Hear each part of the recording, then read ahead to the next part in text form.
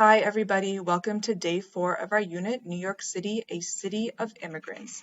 Before we start, we're going to talk through the 5 moments of today's lesson so we know exactly what it is we're going to do today. The first moment will be our opening Do Now activity with our See, Think, and Wonder. Then we have our before reading moment.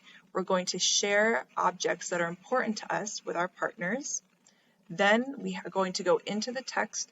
We're reading today not about the Wong family, but about objects that are very important to families that came to New York. Then we have our after reading activity. We're going to go to the Tenement Museum's website, look at a bunch of objects that were really important for immigrants, and compare them to Mrs. Wong's mooncakes. Teachers, I'm going to show quickly how to get to that website. You'll click the link, it will take you to this page, and students can choose from these options here for this activity. Finally, we have our closing and connecting activity, and teachers, you can choose which of these 4 options will work best for you and your students to finish up and reflect on what we learned today in day 4. And just like usual, you're going to have your notes for teachers at the bottom. Pull these up for some extra tips or suggestions on how to implement today's lesson. So let's go ahead and get started.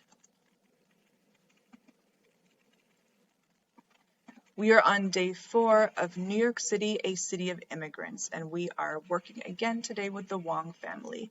Our essential question is, how can objects represent our stories and our values? How can objects represent our stories and our values? Our text today is titled Objects, Stories, and Values. So as you can tell, today's focus is really about objects. At this point, could somebody please read below in the pink box our lesson objectives? So teachers, to give students a few moments to read this out loud, you can now pause this video.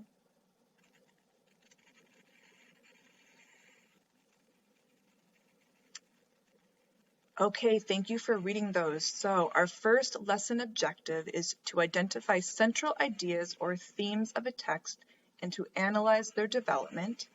Our second lesson objective is to make logical inferences from a text, providing evidence when writing or speaking to support those conclusions. In our first objective, we're thinking about the main idea, the really important information from the text that we're reading. In our second lesson objective, we are again using evidence or information from what we read. We're using that when we're speaking or writing to support our ideas. So let's go ahead and begin our Do Now activity. So we're using our questions. What do you see? What do you think? And what do you wonder? We're going to apply them to this image for today. Okay, the image right here.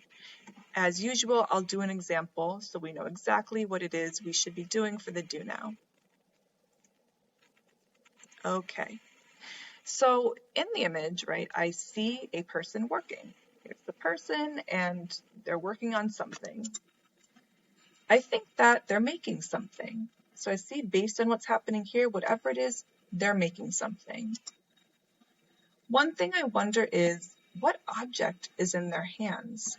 So right here, they're working with this object. What is that object? So at this moment, you're going to do your own Do Now activity. You're going to think about our questions. What do you see? What do you think? And what do you wonder? If you get stuck, as always, you can use the green box to help you form your thought. In the image I see, I think that one thing I wonder is. So teachers, at this moment, will pause this video and give students a few moments to respond to our opening Do Now. What do you see? What do you think? What do you wonder? You can have them respond in the chat, unmute to speak, or put a link into the chat with whatever application you want them to use to respond. So let's go ahead and spend a few minutes responding to this image.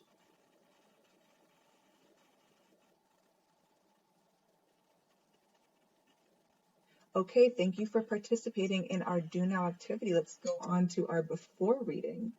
So first, what you're going to do for step 1 is click this link here and review the first paragraph about Mrs. Wong's mooncakes. Right, we're going to be thinking a lot about her mooncakes today.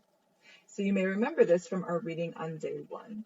So teachers, at this moment, you're going to pause this video again and you're going to click through to this link here and go back with students over the first paragraph about Mrs. Wong's mooncakes.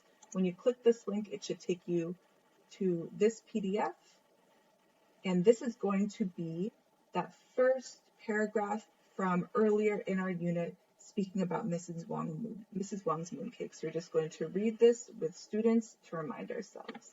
You can zoom in if you'd like.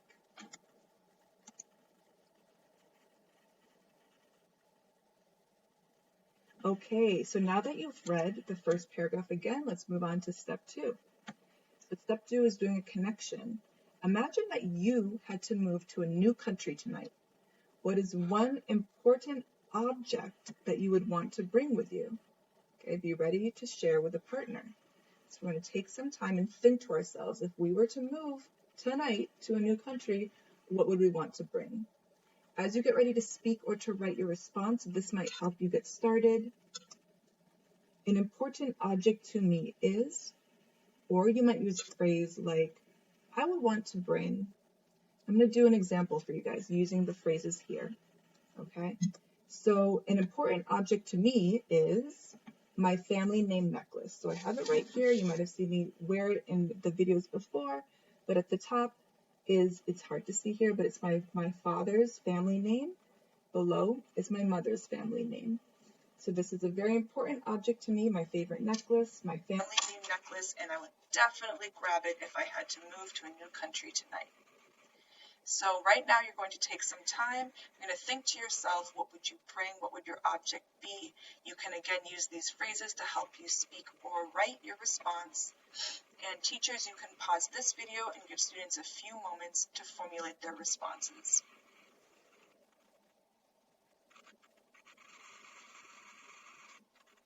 Okay, so at this point you should have your response. To answer the question, what is one important object that you would bring with you if you had to leave the country? You're now going to take some time and share this with a partner. You can write it to them, you can speak it to them, however your teacher would like you to, but we're going to be sharing with a partner. So teachers, again, pause this video while students share with each other.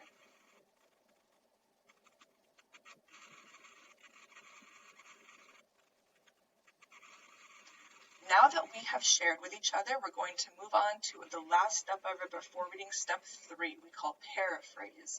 After listening to your partner, share with the class what object they would want to bring with them and why it was important to them. So you're going to, at this moment, not share for yourself, but you're going to share out loud or in the chat what your partner said to you. What is the object that your partner would bring with them if they had to leave the country tonight? Teachers, at this moment, pause this video so that students have an opportunity to share their partner's thoughts.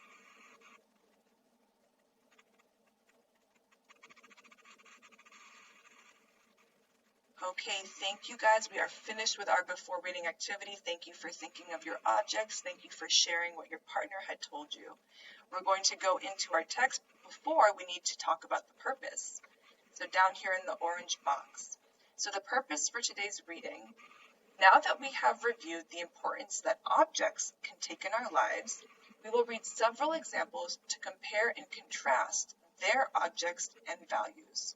As usual, our academic vocabulary is linked here below, and you can open up these links and take you to a definition. Let's do an example with diverse, because today we're learning about diverse objects. A diverse group is made up of people or things that are very different from each other. So a group of things or people that are very different from each other. Okay, so now that we've done our before reading, we've set the purpose, we've gone over our vocabulary, we can go into the text. Teachers, again, here is the link. It's going to take you to your objects, stories, and values PDF. And you're going to start with these texts here. You have the coffee cup set, and below you have the Polish stacking doll. So go ahead and you're going to read those two texts, and don't forget you have your guiding questions and your discussion questions here. So let's go ahead and start reading.